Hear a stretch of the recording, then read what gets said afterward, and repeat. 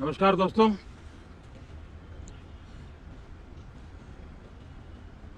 Monsoon सत्र में आप सभी मीडिया जगत के लोगों का स्वागत है। साथियों, मानसून नवीनता और नव सर्जन का प्रतीक है और अब तक जो खबरें मिली हैं, देश में मौसम बहुत ही अच्छे ढंग से आगे बढ़ रहा है। कृषि को लाभदायक मौसम की खबरें हैं और बारिश किसानों की अर्थव्यवस्था, देश की अर्थव्यवस्था, ग्रामीण अर्थव्यवस्था और इतना ही नहीं, हर परिवार की अर्थव्यवस्था में एक बहुत महत्वपूर्ण होता है। अब तक जो मुझे जानकारी दी गई है उस हिसाब से पिछले 10 वर्ष में जो पानी का भंडार हुआ है इस बार, वो करीब करीब 3 गुना हुआ है, जिसका आने वाले दिनों में भी देश के अर्थतंत्र को बहुत लाभ होगा।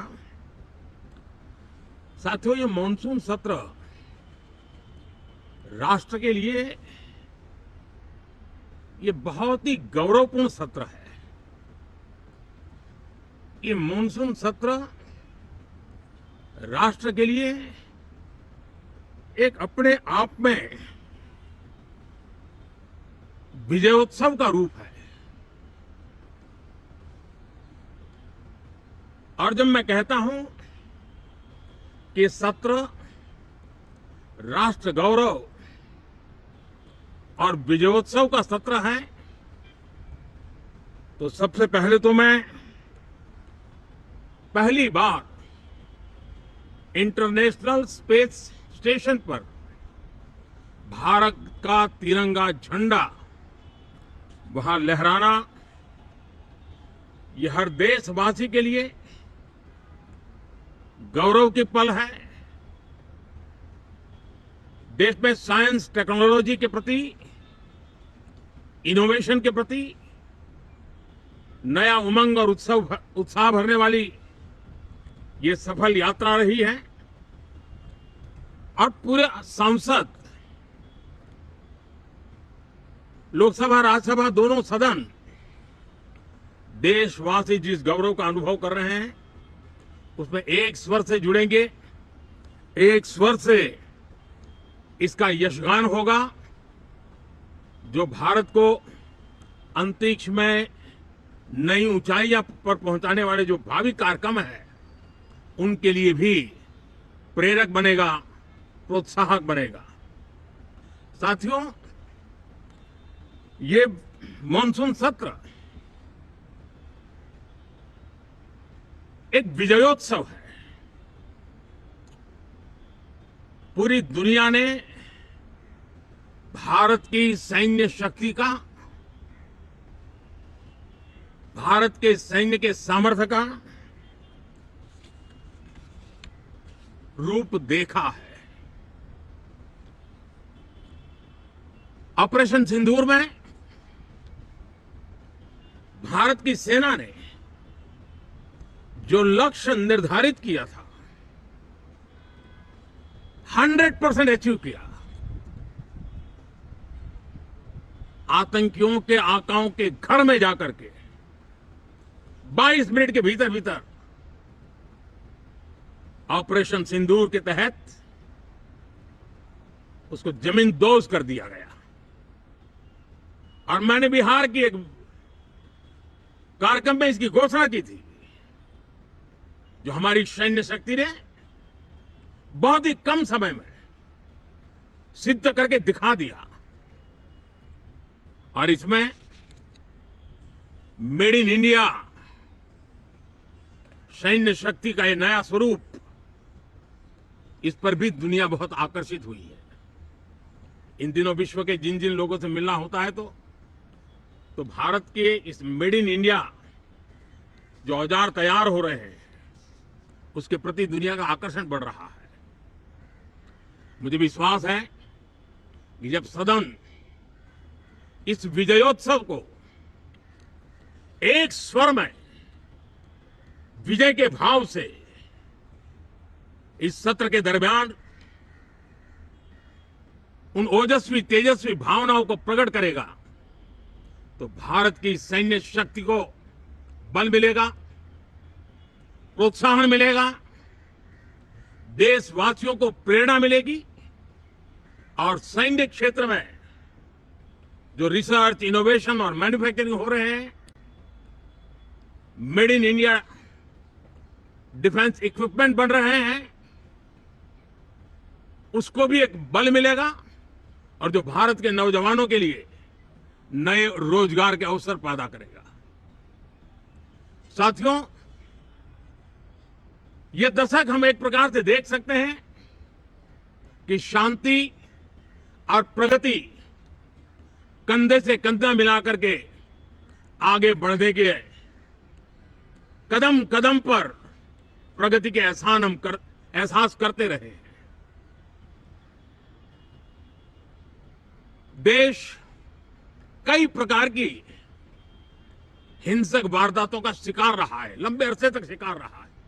देश आजाद हुआ तब से ये समस्या को झेल रहे हैं, चाहे आतंकवाद हो, नक्सलवाद हो। कोई प्रारंभ में शुरू हुआ होगा, कोई बाद में शुरू हुआ होगा, लेकिन आज नक्सलवाद का, माओवाद का दायरा बहुत तेजी से सिकुड़ रहा है।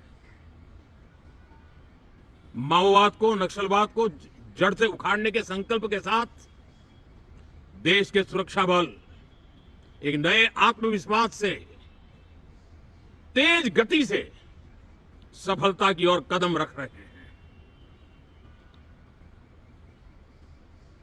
और मैं गर्व से कह सकता हूं,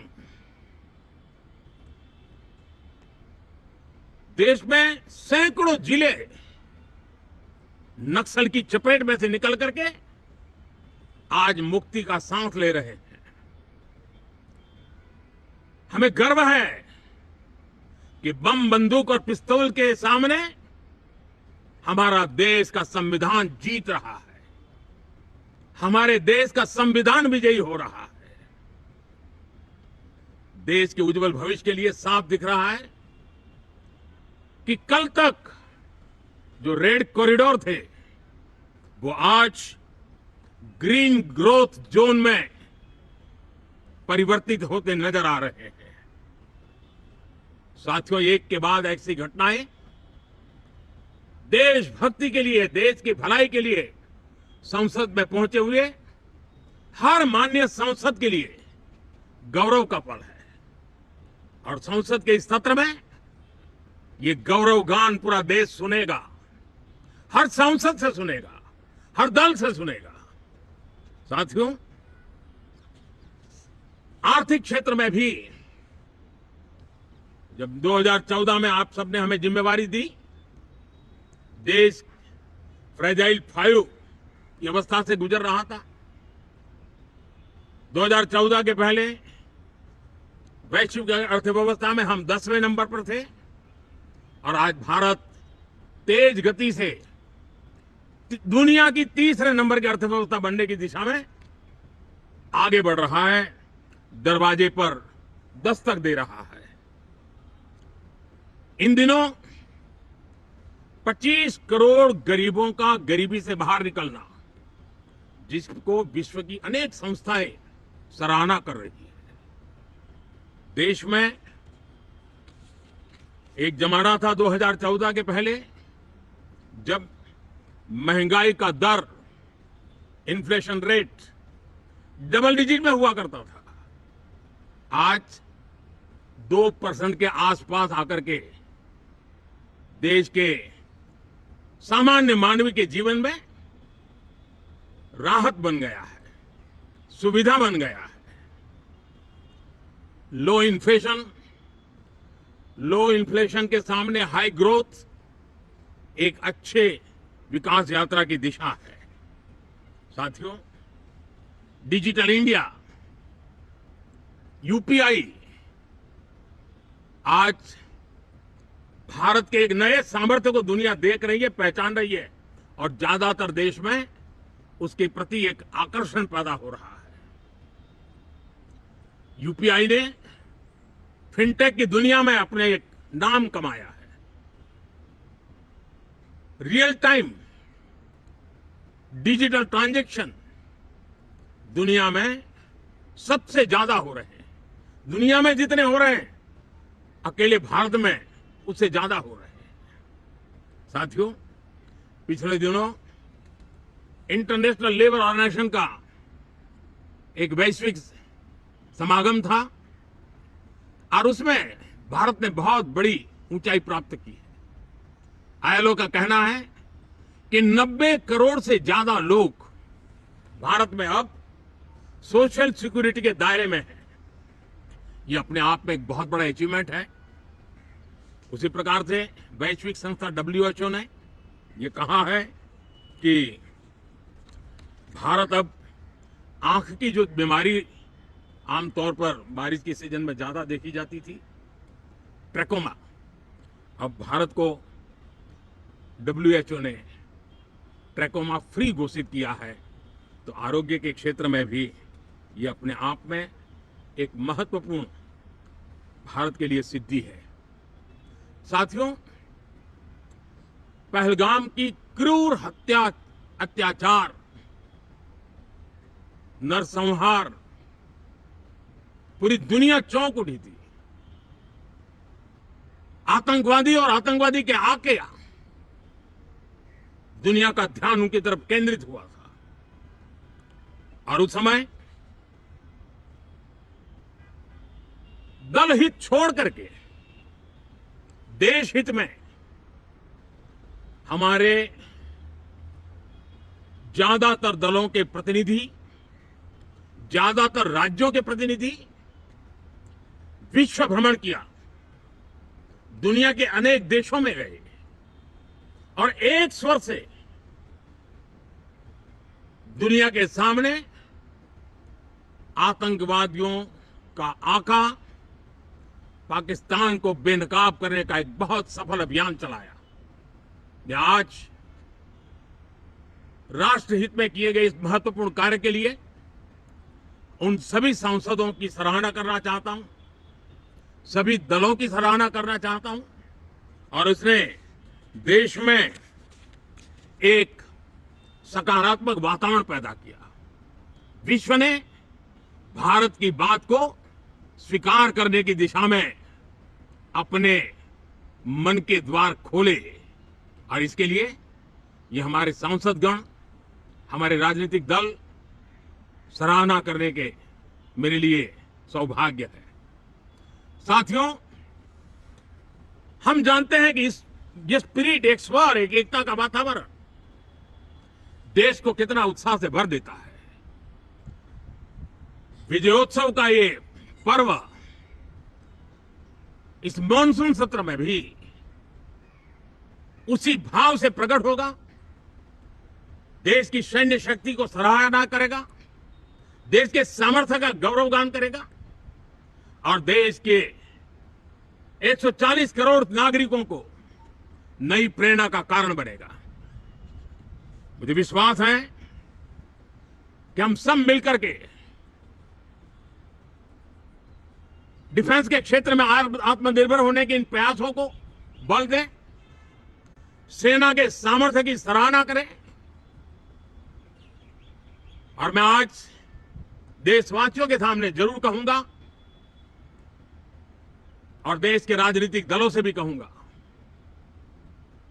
कि देश ने एकता की ताकत देखी है, एक स्वर का सामर्थ्य क्या होता है देखा है। तो सदन में से भी सभी माननीय सांसद उसको बल दें, उसको आगे बढ़ाएं और मैं जरूर कहूंगा, राजनीतिक दल अलग अलग हैं, हर एक का अपना एक एजेंडा है, अपनी एक भूमिका है, लेकिन मैं इस वास्तविकता को स्वीकार करता हूं कि दल हित में मत भले न मिले, लेकिन देश हित में मन जरूर मिले।